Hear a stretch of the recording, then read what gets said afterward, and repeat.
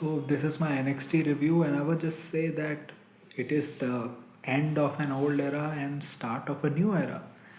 I would say a lot of stuff happened which was very important on the show. Like Oba Femi has vacated his NXT championship. That was kind of emotional. You could see Oba Femi after his match against Leon Slater, which was very good.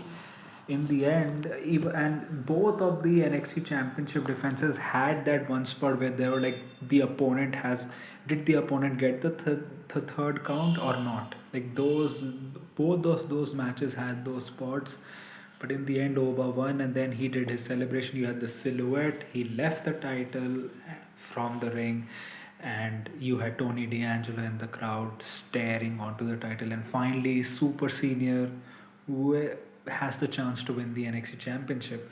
And I'm like, when Robert Stone came up and said, "Did you see Ava? What did Oba do in the ring?" And like acting also perplexed. If it was such an sudden move that happened, why the whole silhouette? Why the whole like zooming in on the NXT Championship? Huh? Okay, this is not kayfabe. This is a stupidity. And apart from that, I would say the show was fine. I think probably some smart things also happened, the way that they showcased like the lower middle order card with you had Ethan Page there, you had Shiloh Hill there, you had the guy who was kicked out from the culling there, you had Ariana Grace, you had Stax, you had Jasper Troy, you had Tavion Heights, and you had Shiloh Hill. And they had a brawl, and in the end Ariana went to attack Shiloh, but he just like did the I think the Otis thing, the Fandango thing with her, and she was like impressed. And then his tooth fall out, and my first reaction when I saw that in a GIF was first, that's a very funny GIF, and then second, it was just toothless aggression. And then Stax comes in, he throws him out also, and he celebrates. So it's a very fun gimmick. I think it can work on the main roster also, but main roster is a lot far away. So yeah, this is what's happening here. And another thing which happened, JC Jane defended her title against Kendall Gray. And one thing I would say, this was on par with the NXT Championship match. The fluidity that Kendall Gray shows, especially that suplex that she hit to Laney Reed outside the ring, the way she transitions into like the arm lock and everything, like she is a wrestler, like she's a fluid, like you would be like, yeah, I would like to see her match here. Even though her character wise she's not anything special or anything, she's not bad or anything, but I think this is a person that you see, yeah, they're a good wrestler and I want to see them. And it was good, even though the ending was kind of like, okay, Ren Sinclair again got her bells rung by JC Jane. You had Fallon Henley like stretch JC Jane's tights so that Kendall Gray couldn't give her a DDT or something. But the way she stretched was, it was like four fingers in her like undergarments. So it was like there was not that much pressure there. But JC Jane retained the title. Then you also had Blake Monroe attack Thea Hale and go just super crazy after her, just screaming and everything. Then referees having to drag her. Then Ava banning her from the arena and then sending her home. And Blake Monroe, great acting, the way she plays her character, like give it to me right now, give it to me. Then Thea Hale, like a dumbass, said that I need to prove that I am champion. Then Jordan Grace, like a bigger dumbass, told Ava that just let her do it. Even though Ava was very understanding, was like, you can defend it next week, you don't have to do it now. But then you had two dumbasses say that, okay, I'm God, I'll show why I want to be there, why I deserve to be there. Then she went out there, a bunch of Evolve and NXT women's wrestlers showed up. This was actually very smart. Tatum comes out with a chainsaw so that everyone just runs away. But then the culling comes. But then what happens? The referee stops her because Izzy Dame comes from the back. She attacks. Uh, uh, what was her name? Thea Hale with a big boot, and then the referees take her away, and then the match happens, and then Izzy wins after some kind of fight back by Thea Hale.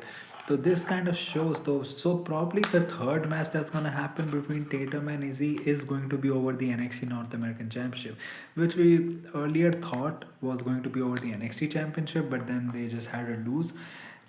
This title kind of seems appropriate because Izzy is not at that level right now. But this also shows that Thea losing on her first open challenge and then Izzy winning, it kind of aligned the stars for them because the management is clearly high on Izzy team. They have been since she has been there.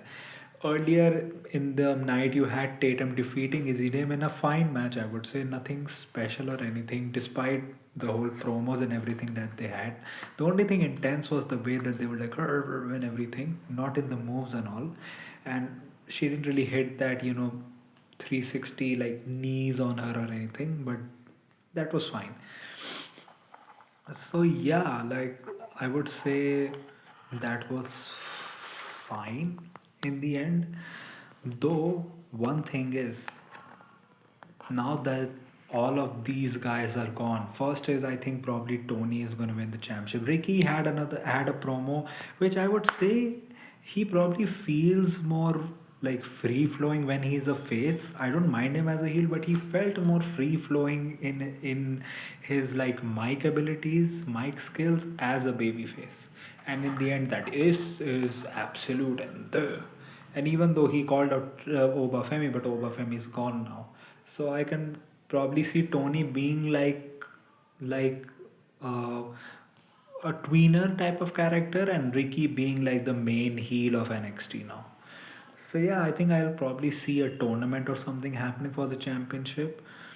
The yeah, like you have now guys like Joe Henry, like a lot of these mid carters, Tavion Heights and everyone. One thing is that it is kind of like akin to ruthless aggression where many top stars went and they actually gave like some people who have been there for a lot of years got a chance in the main event, but then they were off to the wayside. They got another chance in the main event.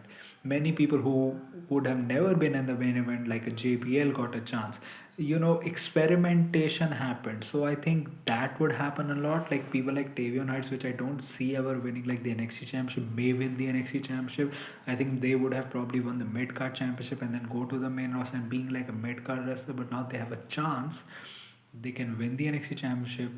They can have a good enough reign and maybe they can be considered for upper mid card role. Someone like a Tony D'Angelo, which I don't know if he had a chance at the NXT championship.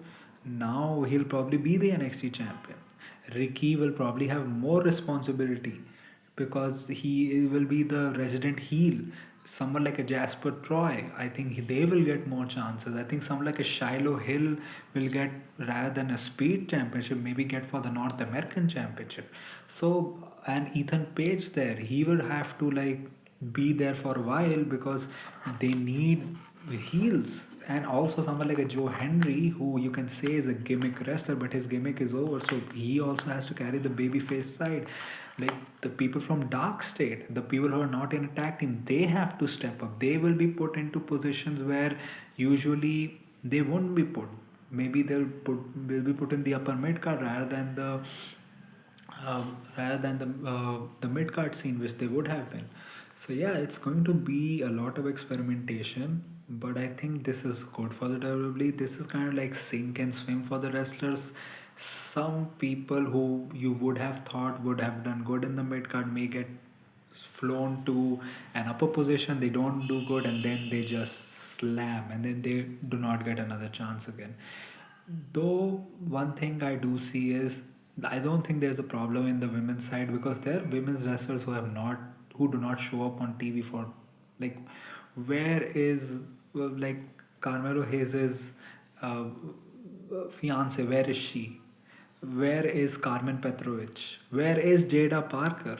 Like even Lola Weiss shows up once in a while and then she goes back to AAA. So these women will get more time because I think Blake Monroe will stay. Probably they'll have like a Blake Monroe Thea Hale type of feud anyways. And one thing is, are the NXT call ups like just these? Because the way that Ava announced, it kind of felt like, okay, this is it. Even though I think you need more women going up to the main roster. I hope this is not the end.